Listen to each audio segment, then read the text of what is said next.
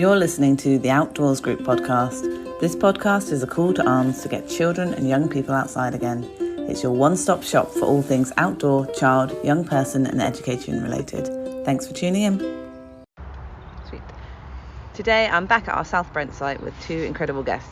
First up is a return guest, Adrian Ferraro from the Bioasis, who I'm delighted has given up some time to join us again. And secondly is one of our fabulous Sencos at the Outdoors School, Hannah Brewer. They've both agreed to come and chat to me about their experience of the mental health crisis that the current generation of young people is facing and how we can support them in building resilience to overcome the challenges they might be facing. Thanks to both of you for joining me today.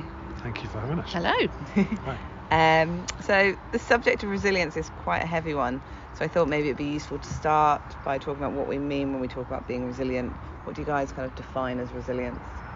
Shall I go first? So I didn't look online or I didn't look at any proper definition, but my own understanding of it is the ability to keep going despite things being hard, but not just kind of ploughing through. Maybe it's also about taking stock and kind of learning from things when they go wrong or when they are challenging, and kind of how then to put our best foot forward after that. So kind of learning from things that happen, and maybe the ability to kind of brush things off and just keep moving forward, and taking the next step. That was kind of how I interpret it for children and for adults. I think Yeah, I'd certainly agree with all of that. I think withstanding knocks and being able to recover quickly, I think for me it's about, I've been reflecting on this myself recently, my own career and progression, about getting to a stage of being confident in backing yourself and knowing that you've got the necessary skills or mentality and experience to deal with pretty much anything that gets thrown at you. I'm not sure you ever become resilient. No. That's a journey, it's not a finished state, and that is something that we all continue to get better at, hopefully, as we progress obviously through our teenage years and then into adulthood as well, and then the work environment. I think resilience is important in that as well. Yeah, absolutely. Yeah, and I think I agree with both of you on that. Particularly that thought that is not a finished state. It's not like you're like, now I'm a resilient person. Ongoing, isn't it? And that's kind of life, isn't it? Lots of waves to ride. Perhaps it's also about building your own toolkit, and I think maybe resilience does look different for everyone, but I think it's about having that toolkit, isn't it, to kind of cope with what life throws at you, career, work, life outside of that. For young people, those things might be very different to something in an adult, but it's about building your own toolkit to kind of cope with those things when they come up. Yeah, I think so. So we'll come back to resilience in a bit, but we'll just do a bit of contextual kind of laying. I think it's fair to say that the current generation of young people is facing a mental health crisis that's bigger than seen in previous generations. And so whilst doing some research for this conversation, I listened to a talk by clinical social worker, psychoanalyst and psychological consultant Erica Komisar. She did have a few more titles, but I thought I'm just going to put those three in, because otherwise we're going to be going on forever. She had some really depressing statistics about mental health in young people, particularly in kind of Western countries. So she said that in Germany, 1 in 4 kids suffer from mental illness. In Austria and the US, that's 1 in 5. In Switzerland, it's 1 in 3. And in the UK, mental health conditions affect 11% of children aged 5 to 17, which rises to 17%, which is 1 in 6 for 17 to 19-year-olds. And suicide is now the leading cause of premature death for 15 to 19-year-olds in the EU. Which is all pretty stark and not very nice to hear. You guys have both worked with young people for a long time now. What's your experience of kind of poor mental health, and have you seen a change in the recent years in this regard? Yeah, definitely seen a rise over the years. So I've spent nearly 20 years working in overseas school expeditions and adventure travel. And throughout that time, definitely seen an increase, everything from eating disorders to self-harm, depression, anxiety. We taking young people into countries like Morocco, Costa Rica, Kenya, India, those are not the sort of places that you want to be dealing with a mental health crisis. So screening, asking the right questions before travel was really important, and how you ask those questions is important as well. If you just ask people, have you got a health condition, they'll probably say no, whereas if you split that out into mental health conditions and limb conditions and breathing conditions and etc., then they're much more likely to come forward with that necessary information, which gives you the ability to put things in place and make sure that you've got all the necessary tools at your disposal to make sure that you can cope with whatever's coming at you. And so we developed a sort of a green, amber, red strategy for young people that had disclosed things to us. But yes, definitely over the years, whether that is because people are being more willing to talk about them, which is great, but also I think there is certainly more of it around. The thing for us, I suppose, was trying to get that honesty from them, so that we were making sure that we knew what we were dealing with, and invariably you kind of come to the conclusion that sometimes you get a pushy parent who would be, this trip will be good for my son or daughter. That's invariably the wrong reason to go to the other side of the world and be put in quite a stressful, adventurous, challenging situation. So yes, no, we've definitely seen an increase, and how that is managed is important, particularly if we're outdoors and doing adventurous things. Yeah, absolutely. You're not taking them for a beach holiday, they're off to do adventurous things.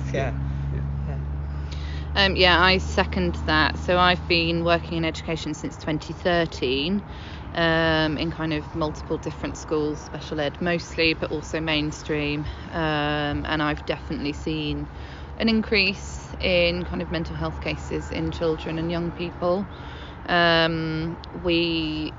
It's hard to kind of place. I've listed factors in answer to our next question, but I think I've definitely seen an increase in emotionally based school avoidance.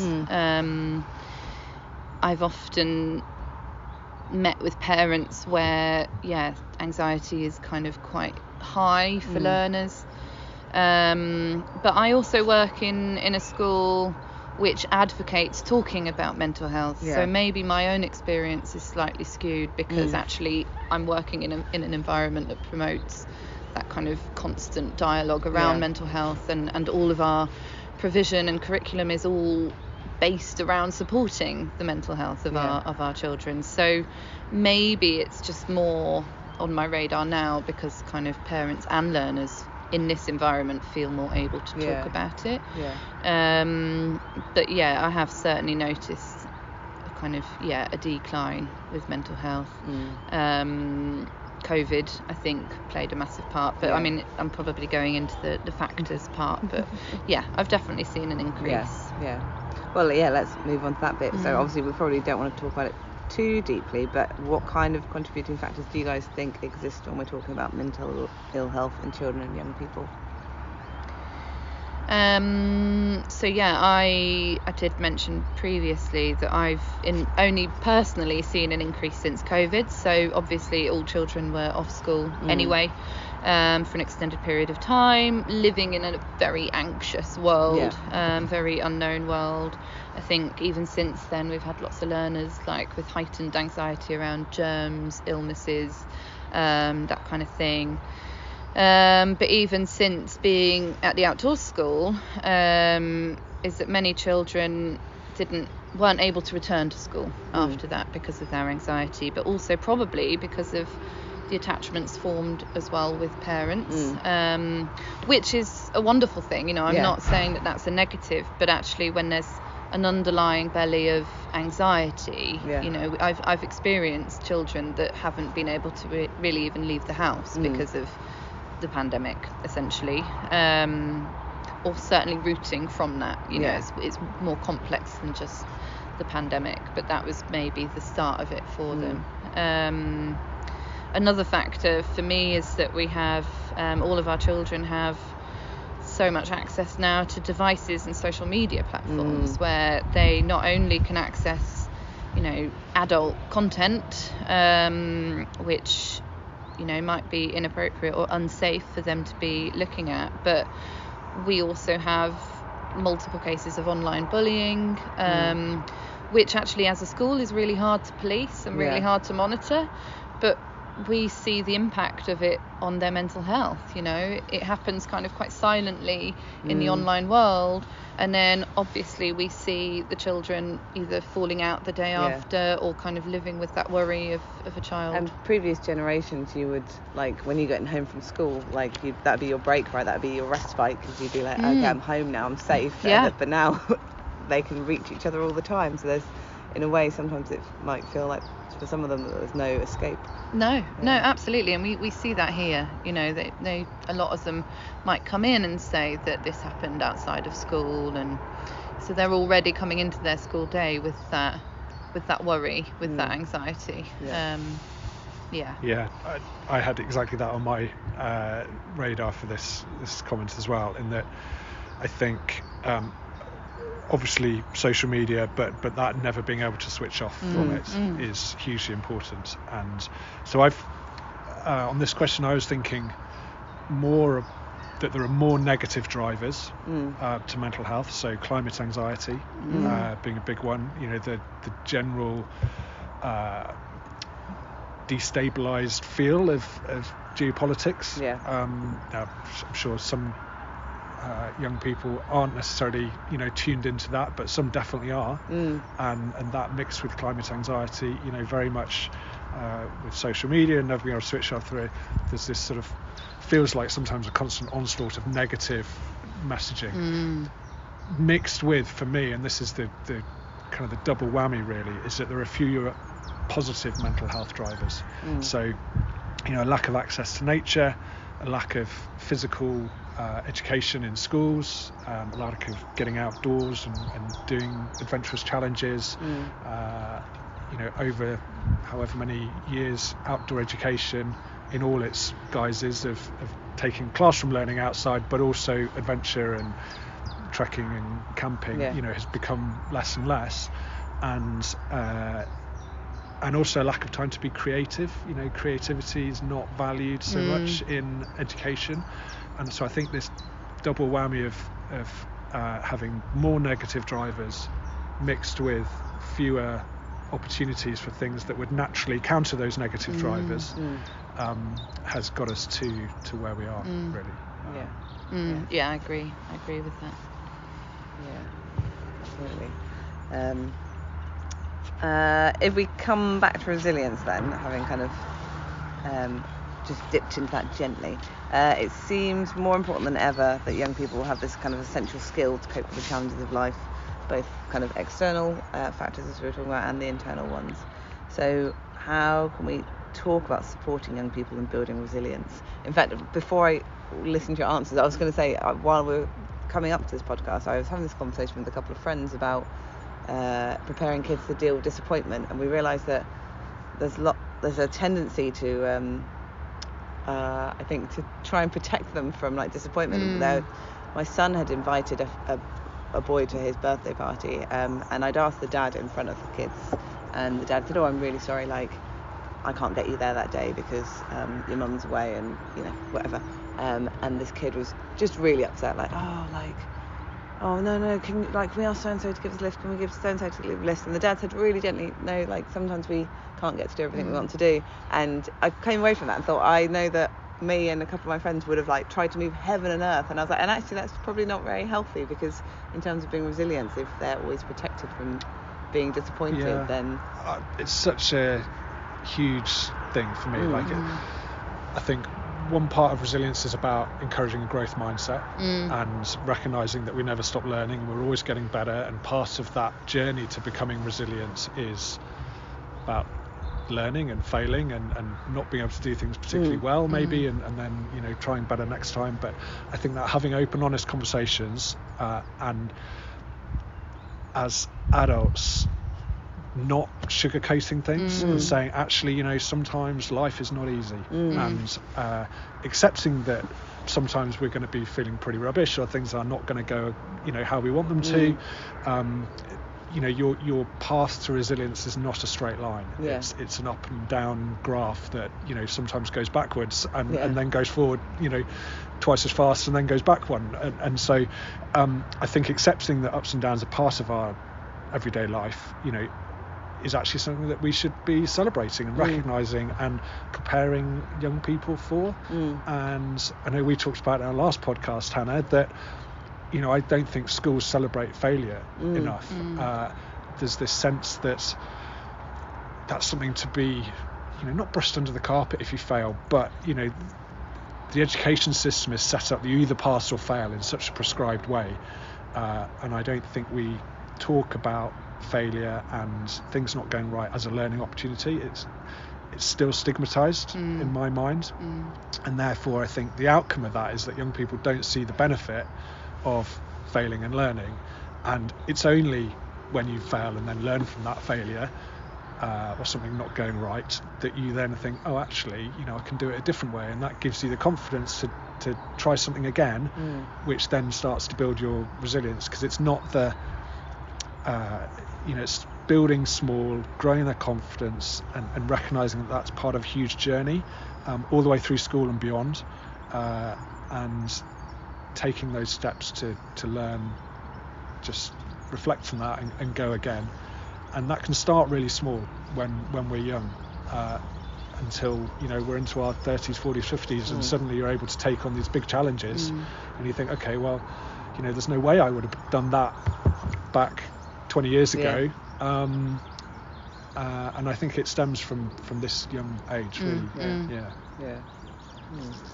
I agree with everything that you were saying. I think there is stuff that we can be doing, and I completely agree. It begins at quite a young age, just teaching them that mindset that, you know, they can maybe solve their problems, or failure might exist in your life, but it doesn't mean that that's it's a only negative. failure if you don't learn.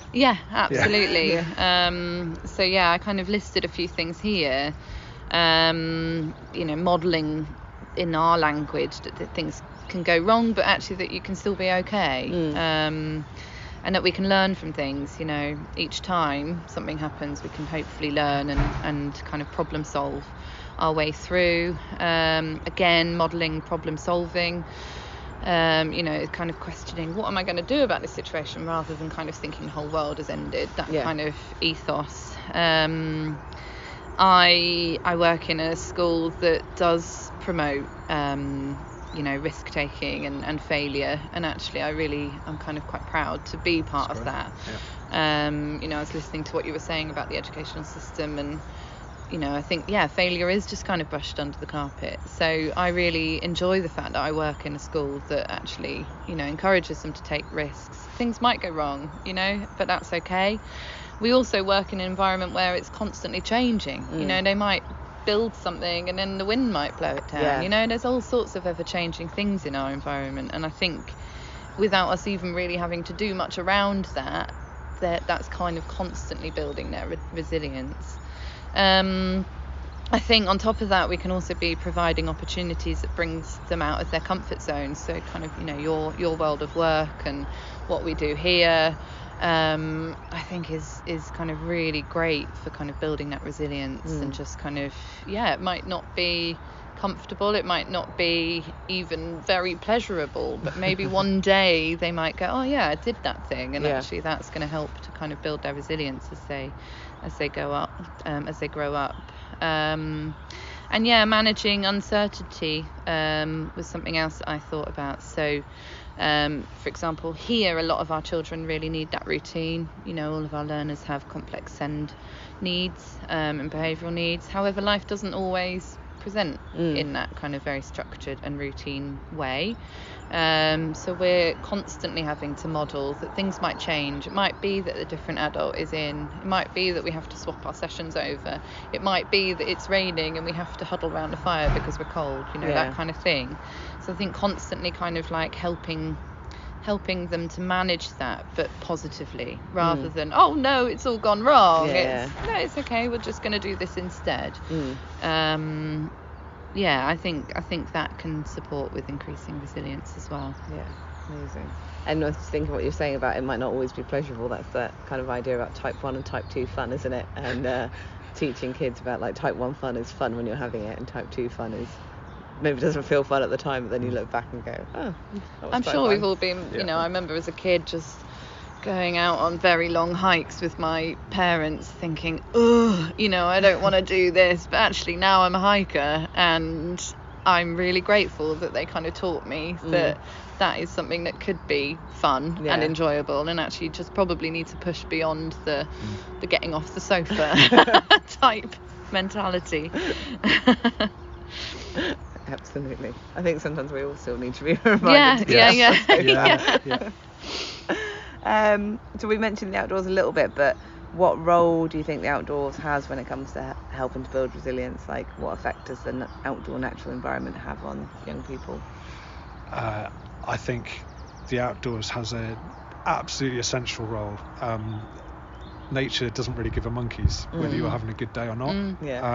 And it's going to do its thing whether you like it or not, and you have, being outdoors means you have to learn to cope with that. And so, you know, like you say, a rainy day, and if you've got a shelter and a warm fire to go to, great. If you're out on the hill and you're 4 miles or 4 hours walk from the nearest shelter, you're going to have to deal with it, and you might get cold and you might get wet, and you know, you might kind of think, what on earth am I doing here? But you know, you'll get back to your car or get back to your location, house or whatever it is, and you'll have a hot shower and you'll warm up, and you think, actually, you know, that was bracing. It was a bit of a felt a bit of a fight. It felt a bit, but actually, you know, I did it and I came through and feel a lot better for sort of standing up to that, if you like. So I think nature's great in that respect. I think it's got something, whatever stage of resilience you're at, you know, you can choose your level of resilience training quite easily in nature, you know, whether that's if you're worried about going out the house, like you were saying, after a pandemic, maybe, you know, that might just be a walk around the local park, totally, or a walk through the woods, or, you know, somebody who's properly fit and great outdoors person could be a multi-day trek that they've never done before. So I think there are so many real life lessons that can be taught and learned outdoors, and that those lessons are totally transferable to adult life, in business, in relationships, in work. I think we risk, you know, if we're scared to take risks in the outdoors and learning and failing and all those sorts of things, you know, society will start to go downhill ultimately, because people won't want to take or feel comfortable taking risks in their work or their relationships. And so for me, it doesn't really matter whether it's climbing mountains, learning to be self-sufficient, cooking for yourself on an open fire, managing your kit, planning a trip. You know, all of those things are developing skills, learning. You know, if you plan your kit and you get it slightly wrong, you're going to know about it in the outdoors, and you're not going to make that mistake again, are you? So I think it's just such a great learning environment. And in terms of, you know, what effect does it have, I think from a mental health perspective, there's so many studies about, you know, being surrounded by nature being good for our mental health, having positive, you know, you've got doctors now prescribing time in nature rather than drugs, and you know, so that on one side is really good, and then, as I say, it's ultimately great at building resilience as well. So it's pretty powerful Stuff. I agree. I second all of that, and I can't really add much more to it. Sorry, I've stolen I second everything, and actually I've listed all that stuff as well. I think you know, for me in my role here, maybe working with younger people and kind of seeing their resilience grow, I really do have the privilege of kind of watching it almost. It's quite lovely. But yeah, I kind of really heard what you said about that kind of learning process. You know, it's not even just about the kind of learning, oh, maybe I need a better coat next time. You know, I see a lot of our learners that they learn that they were okay. You know, they might have got wet, but they got changed and actually they were fine. You know, and actually then the next time maybe they're less scared about getting wet, or less, you know, worried about the really cold weather. You know, each time something like that happens, they go, oh yeah, that was okay, really. You know, maybe with some steps in between, but like, yeah, it's a really lovely process to watch, you know, especially when our learners first come in. We had one learner that used to dysregulate just because it was raining, whereas now he's out in all the weathers, you know, so you kind of really do see an increased resilience because of being outside. And I also second the support for the mental health, you know, just kind of being outdoors anyway, not if we're thinking about the learners, but also about kind of our own mental health, kind of not confined to a building, not kind of sitting down all day. That's gonna do you good. Again, I'm a hiker, and for me, like, even just the kind of very simple process of my only thing that I need to focus on that day is getting from A to B. You know, I've got everything on my back that I need. That's my one focus. You know, it really quietens my brain. I can't think about anything other than I just need to get to my final destination. I need to make sure I've got enough food, I've got the right amount of clothing. You know, that's kind of it. And I love that, you know. I think we don't do enough of it in adulthood as well. So, you know, at the Bioasis now, we've just launched this business section program of what we're doing, and it's making exactly that space for businesses and teams to go outside, because, you know, lots of adults aren't resilient, lots of adults aren't comfortable in the outdoors, and also that creativity, that quiet mind that you say, absolutely, you know, the creativity and ideas and generation and teamwork that all come from that is such a powerful thing for business, as well as, you know, learning for young people. So I think there's like I mean, with walking, but just generally being outside, it might quieten the mind, but it might also open the mind up to kind of really help to answer some questions that you've got, you know, rather than just kind of trying to process everything else at the same time, or dealing with domestic stuff, or, you know, whatever it is, your work. Just kind of, it allows that space in your mind to kind of think, oh, okay, this maybe is how I'm going to solve that issue, or, you know, something like that as well. It's quite meditative, I think. I think so. It's definitely where I do all my processing. And then someone recommended a book called Environmental Arts Therapy, which is like it's written by an environmental art therapist, I guess. It must be. I was like, I'm assuming that is his job as well. But he there's a chapter for each month, and you're only meant to read the chapter of the month you're in, and it's talking about what's in nature and what we can bring out from us. And I started it a couple of months ago, and every month I've been like, oh, that's absolutely spot on for how I'm feeling. Wow. And the processes I'm going through. I might by Ian Seddons, if anyone's interested. But, you know, it was talking about in February with In Bulk and kind of like waking up again and stuff. And I was like, and actually that's for us as well, because I think we've talked about it on the podcast before, that New Year's is such a weird time to try and, like, 1st of January, like, get going with all these resolutions, because nature's still asleep. Like, why are we thinking we can wake up, like, when it's still cold and dark and horrible outside? Like, so I was like, even that, I was like, oh yes, that's when we wake up, when the sun starts to shine. And last weekend, we're recording this on 10th of March, when we had that weekend of glorious sunshine, it was like, everyone was like, oh my gosh, like, I feel like alive again and energized. Everything feels a bit more possible again. 4 days of sunshine, and we were all like, great, the world is going to be okay. But so I'm with you guys on that one. We mentioned bullying earlier. We were talking about online bullying, but there's quite like an old school, I'd say it's an old school view that a lot of people still hold, where they kind of, when we're talking about bullying and social pressures in school, often I have heard lots of people say it's a good way for kids to learn how to be resilient, and they kind of somehow dismiss it, or it's not that they're validating the bullying, but like there's some kind of element with like, oh, you know, well, that helps them build resilience. But I'd like to hear your guys' take on that opinion. Yeah, when I read this, I couldn't help but feel slightly angry actually. I'm not willing to accept bullying as like a mechanism to be building resilience. Actually, from my experience of working with children, but also people that I know, actually bullying can have kind of a very deep impact on people, that actually some adults are still carrying now.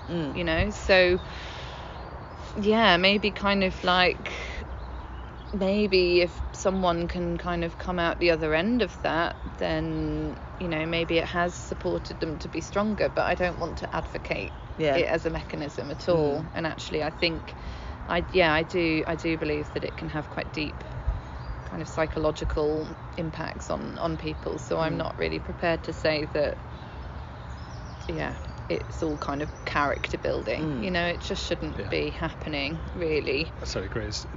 There's never any situation, whether it's in school or a workplace, that bullying is acceptable or is ever going to bring out the best in people. I think I'm a firm believer that you build strong teams and individual resilience by building people's self-confidence in a positive way, not by putting them down. And that is about encouraging them to grow and show them a path to success and growth, personal, physical, whatever, not by making them feel rubbish. Why do you think people still hold this view? Because like as I say, I have heard a lot of people, even in the last 5 years, still say it to me. Like a friend's kid was having a really rough time in school and like really badly bullied, and they said to me, oh yeah, but like it is sad. Because I was like, oh my gosh, like my heart just breaks for her. And she said, yeah, well it is sad, but at least she'll be more resilient. And I thought, hang on, like what? But also you don't know that. You don't know that they will be. It's not written in stone. You can't see the other path. No, that not they could at all. have taken. Not at all. I think what and again I come back to my setting here. I think what you can do, obviously, we don't want bullying to happen, but unfortunately it does happen. I think what you can do around that is, if you're kind of constantly promoting that problem solving culture of what can I do about it, rather than be in control of your actions. I work in an environment that again promotes that kind of emotional understanding, so we do a lot of work with our learners which might actually help to understand why that person might be bullying. And we're not saying it's okay, but it's kind of developing that emotional language around it. I think kind of promoting that is healthy. Not promoting bullying, that's not what I'm meaning, but that kind of promoting that kind of emotional discussion around it.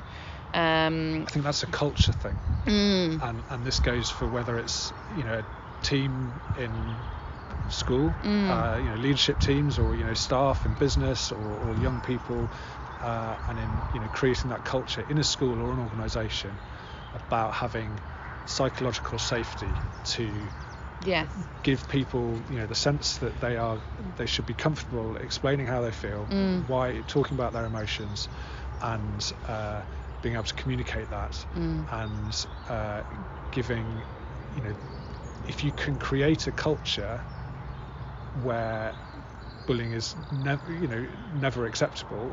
Obviously it's never acceptable, but if you can create the culture to make sure that everybody's working in a supportive way and encouraging people to be better and work towards common goal, or different goals depending on the setting, then everybody's going to be doing far better than a sort of an infighting, self-destructive culture that can be so damaging on an individual basis and also on an organisational basis. And I guess kind of thinking about in response to bullying, like if we're teaching toolkits to cope, essentially if any person being bullied, we don't want that to be happening, is able to kind of develop their own toolkit through lots of other resilient stuff that they might have been doing from a younger age, I don't know, But hopefully they are then in a position to be rising above it, and actually the problem is with the bullying, not that person who is being bullied. That's the message that I would be wanting to promote. And I guess that emotional discussion also might mean that if the community is kind of all has this kind of mindset of not tolerating it, then it's more likely that people will kind of stand up like for their friends or like for their peers or their colleagues if they see that happening and kind of call it out and be allies and kind of go, actually that's not cool, you can't treat someone like that. I think sometimes I've not worked in a mainstream setting for a long time, and as I said, I'm very lucky to be working in a school that advocates talking about mental health and emotional literacy.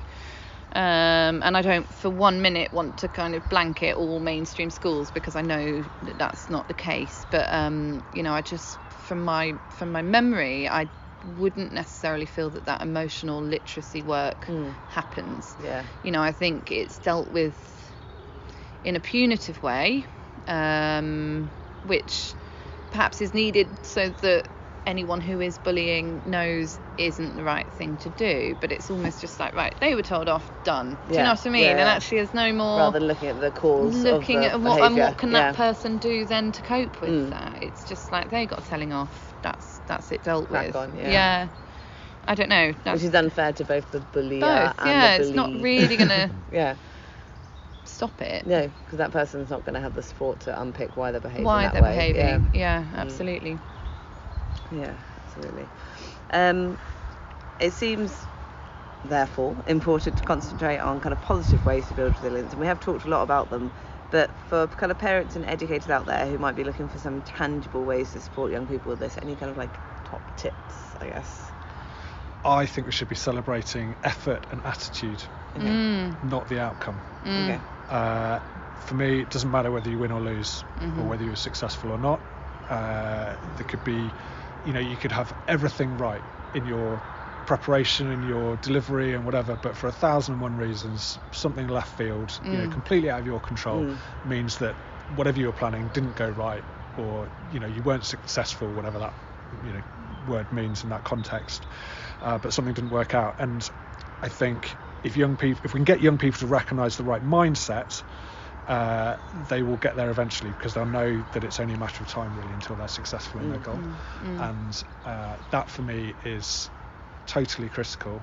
And this comes back to that sense in schools of we're not embracing failure enough, because we're focused on the outcome, and schools are focused on the outcome, and it's like you either pass your exams or you fail your exams, rather than let's focus on the journey and the mindset and the attitude, and trust the process, that whatever, however long that takes, some young people it's going to be quick and easy, and some people it's going to be, long and difficult. But if they've got the right attitude, then they will eventually, come to a good place. I listed similar things, and I've talked about them in my other answers, but I think for me it's about kind of providing those different opportunities, so widening their skill set, widening their experiences, and that risk taking, growth mindset, which is what you talked about, and them developing their own toolkit rather than just us doing it for them, but also for us constantly modelling that problem solving. What am I going to do about this? I'm a bit cross about that. What am I going to do? That kind of thing. And I think that's what we can be doing to support our young people. I'm going to throw a left field question in, sorry. Okay. We've mentioned growth mindset a few times, and I don't want to assume that everyone listening will know what we're talking about, so if one of you would be happy just to quickly explain what we mean when we say growth mindset, that would be really useful. Sure, I'll give that a go. Sorry. I'm looking at you with quizzing eyes, because I kind of can answer this as an educationalist, so I'm quite happy for you to. So I would, without looking at any scientific destination, kind of description, or for me it's about looking for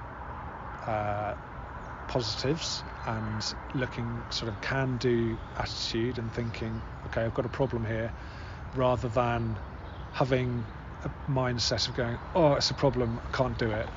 It's, oh, there's a problem, how am I going to sort this? Yeah. And for me, that growth mindset comes back to a lifelong love of learning, and recognize and taking joy from the fact that I don't know everything, and I'm never going to know everything. But actually, when faced with a problem, you think, okay, I haven't come across this before. This is an opportunity to then think, okay, I might need to do a bit of research here. My first stab at solving this problem didn't really go well.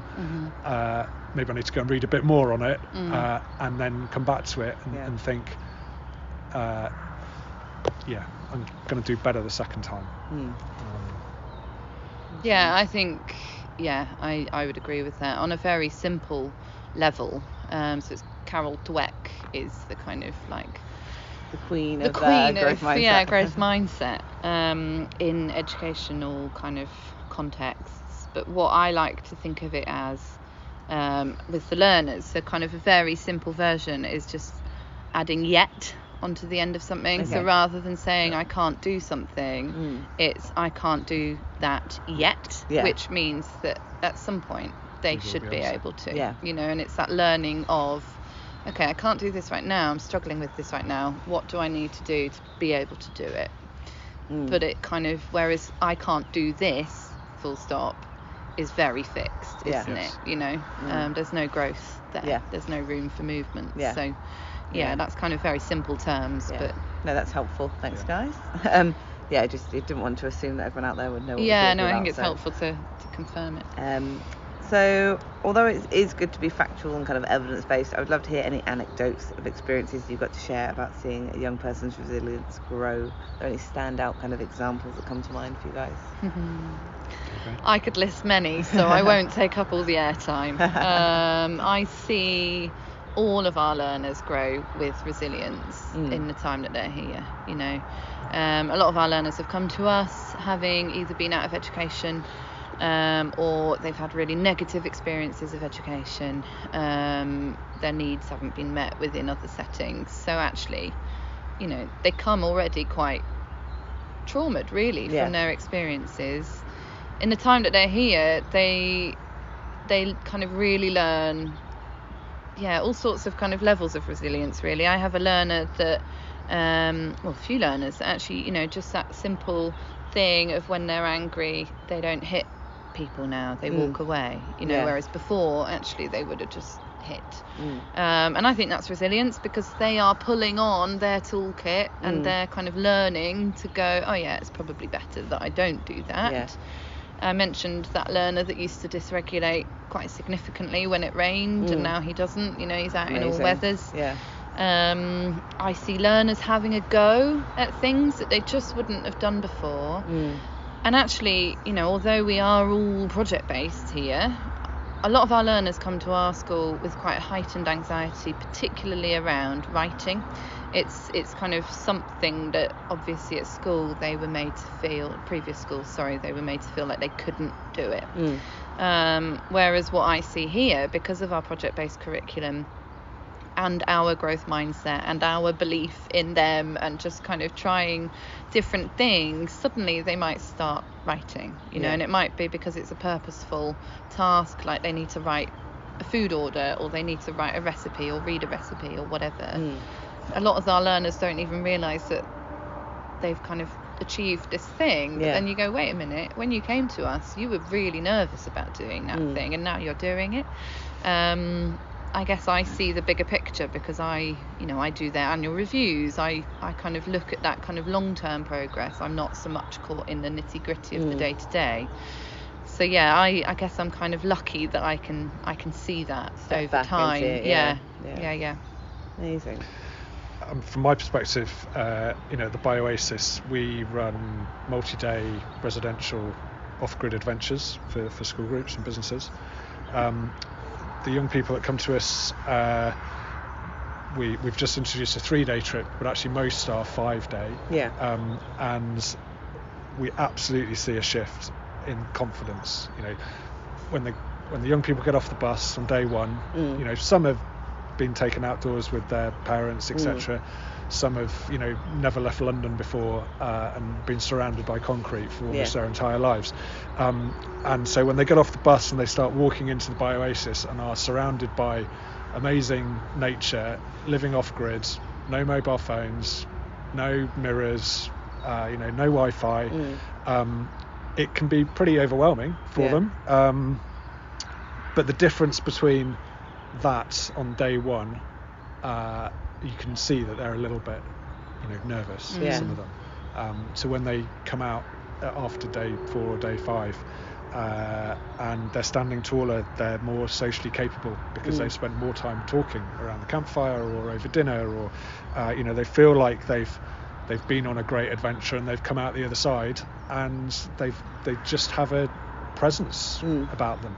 And I'm sure some scientists or researchers would be able to pin it on exactly this or that, but actually you see young people standing up a little bit more confidently and articulating themselves a little bit better, and smiles on their faces and going, bring it on, I can feel like I can do anything now. Then you've seen that resilience blossom in them. Amazing.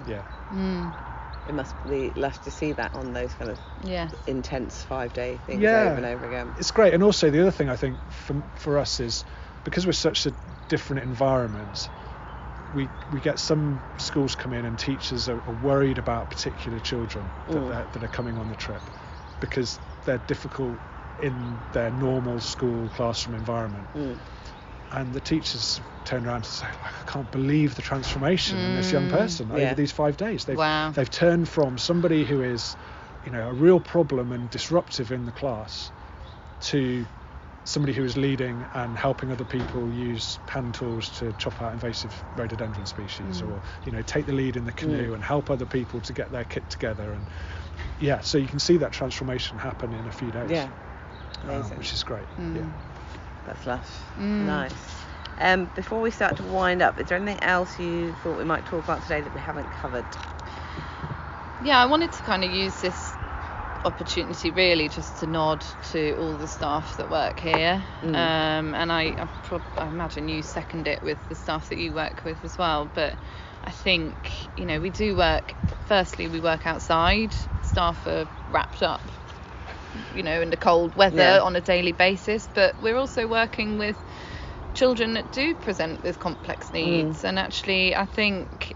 I just wanted to kind of nod towards the resilience of the staff here on a daily, weekly, ongoing basis.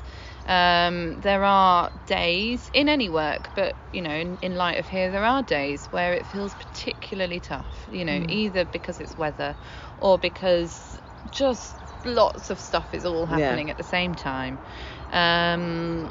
But staff, I think. When you remember the why of what we're doing and their passion for the learners, I think, that was kind of why I wanted to mention it really, because I think remembering the why is also another kind of tool in building resilience as well. Like kind of remembering why we work here, why we adore the learners that we work with, why our learners come to us, remembering all of that. Helps us go, that might have been a really tough day, but actually let's keep going, kind of thing. And I think I just wanted to kind of nod towards them really. Nice. I was thinking a bit about how this relates to the world we're in at the moment, and yes, resilience is good and needed, and probably more needed now than ever. With the climate crisis, I think the next 5, 10, 15 years is going to see huge change in society, what's acceptable behaviour, what's not, how businesses operate, with the rise of AI, jobs market, everything is going to change really quickly and at a pace we've just not seen before. And resilience as an attribute is necessary to cope with those ups and downs, but it's also about coping, and I think young people are going to need that to deal with the setbacks. But resilience on its own doesn't go to the next stage for me, which is it doesn't necessarily affect transformation and change. And those that are able to be resilient but also be resourceful in tackling problems, those that will do that are going to be able to thrive, and those that can't will struggle. And so I think, as well as resilience, we need to install a sense of purpose and agency in young people through showing them that there is actually a pathway to positive impact, rather than just teaching them to maybe endure hardship.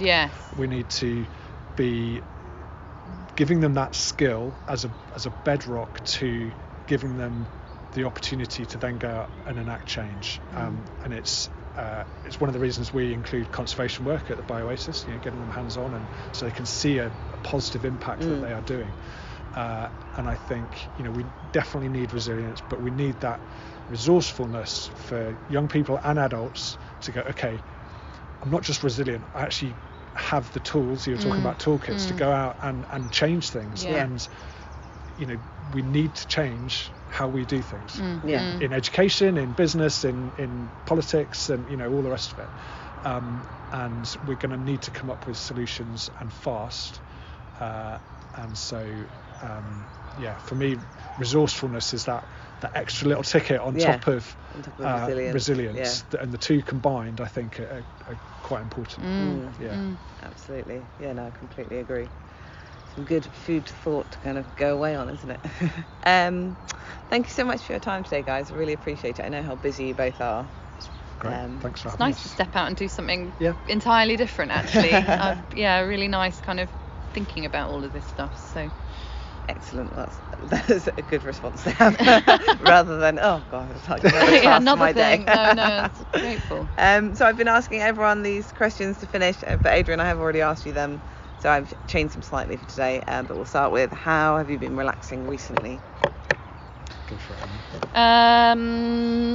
So I try and do yoga every morning. My alarm goes at 5:30, which doesn't seem very relaxing when you kind of set the alarm clock. But if I get up at that time and do my yoga, kind of, I know that I can cope with kind everything, of my own stresses of my work, and just kind of feel like I've done something for me before my day even begins. So I guess that's kind of relaxing, but also / self-care, really. But I'm also a hiker, I've answering this question helped me realise that I haven't, due to an injury, been out for a hike for a long time. And actually it made me realise, that's maybe something that I need to be doing again. It really helps to kind of just quieten my mind, be outside. I love that. So I kind of realised then, I was like, that's something that I need to go and plan for myself. So thank you for reminding me. No, you're welcome. I've been getting back into playing squash, which is good. I'm enjoying that, and I'm still singing in the choir, Solar City Gospel Choir in Exeter, which is great. I think I know it. Protect my Tuesday nights with a passion, because it's just a great zone out, and fun, and a great community. Amazing. And what have you been reading or listening to recently? So at the moment, I can imagine the kids listening to this podcast and laughing out loud at this because I think they're going to find it really funny. But I'm really enjoying Radio 3's Classical Wind Down, which I know isn't very cool in terms of the kids' eyes. But I really love it. And actually I listen to classical music on the way into school, because I guess no words, I don't know, there's something quite soothing about it. I listen to all sorts of other stuff, folk and soul mostly, but I've been recently tapping into the Radio 3's Classical Wind Down, and I'm currently reading a book called The Hard Way. I think you'd like that. Which is about historical kind of woman walkers. And the history of the Ridgeway, which connects like Oxford. On the Chilterns, is it? So kind of she's her story is of her walking, but kind of while walking she's kind of telling the story of the Ridgeway, and but also kind of predominantly women's stories. And it's pretty cool. I'm enjoying it. Nice. That's good. Thanks for the recommendation. I've just finished reading a book called Africa is Not a Country, which is about the sort of history of Africa and the carving up of Africa after in the sort of 1880s, and its knock-on effects now into how countries are divided, and trying to dispel a whole load of myths about Africa. Really fascinating book, and a great section on volunteering as well, and sort of white saviour volunteers.